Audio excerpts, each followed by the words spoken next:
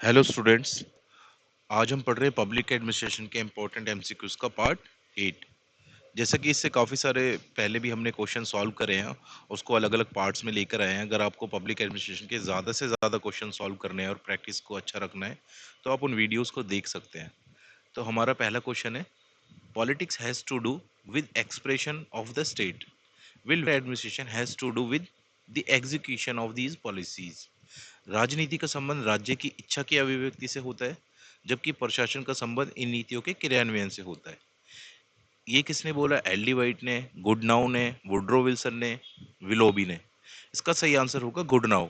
इन्हीं को public American public administration का फादर भी माना जाता है।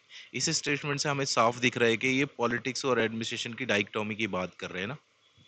नेक्स्ट क्वेश्चन है, which of the following is an hindrance in the evolution of the science of public administration according to Robert Dahl. इन्होंने बोला जो पब्लिक एडमिनिस्ट्रेशन की शुरुआत हुई थी, उन्होंने बोला था कि पब्लिक एडमिनिस्ट्रेशन साइंस है, बट रॉबर्ट डेल ने बोला कि पब्लिक एडमिनिस्ट्रेशन साइंस नहीं बन सकता, इसके अंदर तीन प्रॉब्लम्स हैं। वैल्यू परमिटिंग एडमिनिस्ट्रेशन है, अनसर्टेनिटी ऑफ ह्यूमन बिहेवियर होता है, socio culture impact on administration होता है, जिसकी वजह से पब्लिक एडमिनिस्ट्रेशन साइंस नहीं बन सकता। तो यहाँ का ऑप्शन होगा intellectual capacity of public administration. Next question. Herbert S. Simon has described the principle of administration as proverb because they are not based on upon science research. They are illogical, inconsistent, and mutual contradictory. Their universal application is upheld. They are common sense conclusion derived from the experience. इन्होंने बोला कि जो public administration के principles हैं उसके ऊपर इन्होंने अपनी स्टेटमेंट दी और इन्होंने बोला कि ये जो है ना, तीन चीज़ों के हिसाब से देखा जाए तो ये कोई साइंटिफिक रिसर्च के हिसाब से बने नहीं है, अपने खुद के कॉन्क्लूजन निकाल के बैठ गए हैं और इनके जो प्रिंसिपल्स हैं वो एक दूसरे से कंट्राडिक्ट करते हैं। तो इसका आंसर होगा 1, 2 और 4, मतलब डी। नेक्स्ट क्वेश्चन है, which of the following pair is not correctly matched. Dynamic administration किसने लिखी है? एमपी फॉलेट ने। पर्सनैलिटी एंड ऑर्गेनाइजेशन किसने लिखी है? क्रिस आर्गिरिस ने। इकोलॉजी ऑफ पब्लिक एडमिनिस्ट्रेशन ने लिखी है एफ डब्ल्यू रिक्स ने। Human side of enterprises Elton Mayo ने नहीं लिखी। तो यहाँ पर ये आंसर होगा इसका डी। नेक्स्ट क्वेश्चन देखते हैं, विच of the following pair is not correct matched. New public administration का रिलेशन है ड्वाइट वाल्डो से। इन्होंने 1960 के अंदर कॉन्फ्रेंस करी थी, उसके बाद से ही न्यू पब्लिक एडमिनिस्ट्रेशन आया था। डेवलपमेंट एडमिनिस्ट्रेशन की शुरुआत किसने करी? एडवर्ड वीडनर ने। कंपैरेटिव पब्लिक एडमिनिस्ट्रेशन का संबंध किससे माना जाता है? एफडब्ल्यू रिक्स से। एडमिनिस्ट्रेटिव डेवलपमेंट का संबंध भी एफडब्ल्यू रिक्स से माना जाता है, इस वजह से ये आंसर डी गलत है। नेक्स्ट क्वेश्चन है, which of the following is described as anti theoretical, anti positive, anti hierarchical. निम्न में से किसे सिद्धांत विरोधी, प्रत्यक्षवाद विरोधी और पदानुक्रम विरोधी कहा जाता है?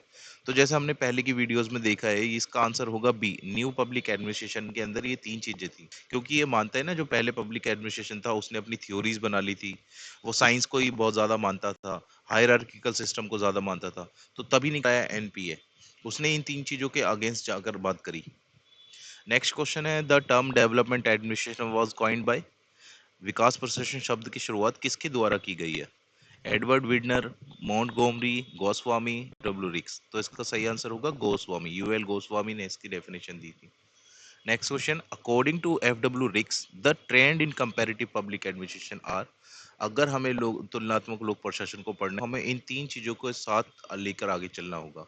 वो कौन सी है? Normative to empirical, ideography to nomothetic, empirical to normative, ecological to non ecological, या नॉन इकोलॉजिकल टू इकोलॉजिकल। तो इसका सही आंसर होगा नॉर्मेटिव टू इंपेरिकल बात करी है उन्होंने, आइडियोग्राफी टू नोमेथेटिक बात करी है, non ecological to ecological trend की बात है। 1, 2 और 5। नेक्स्ट क्वेश्चन है, the ecological approach in the study of public administration was initiated bye.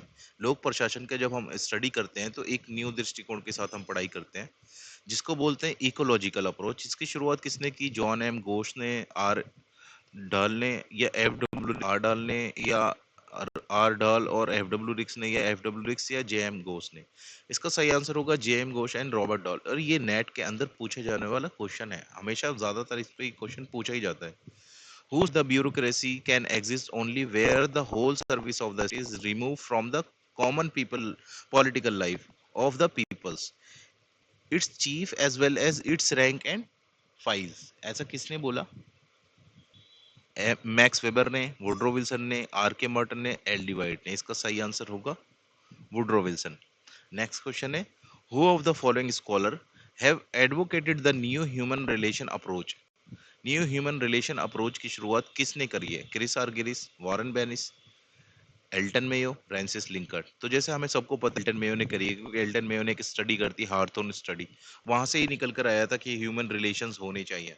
पहले ही पब्लिक एडमिनिस्ट्रेशन में ह्यूमन रिलेशन के ऊपर कोई बात ही नहीं कर रहा था, पब्लिक एडमिनिस्ट्रेशन के प्रिंसिपल्स बना रहा था। जब एल्टन मेयो ने अपना रिसर्च करा तब उन्होंने बताया कि हमें ह्यूमन रिलेशन अप्रोच के साथ आगे बढ़ना चाहिए।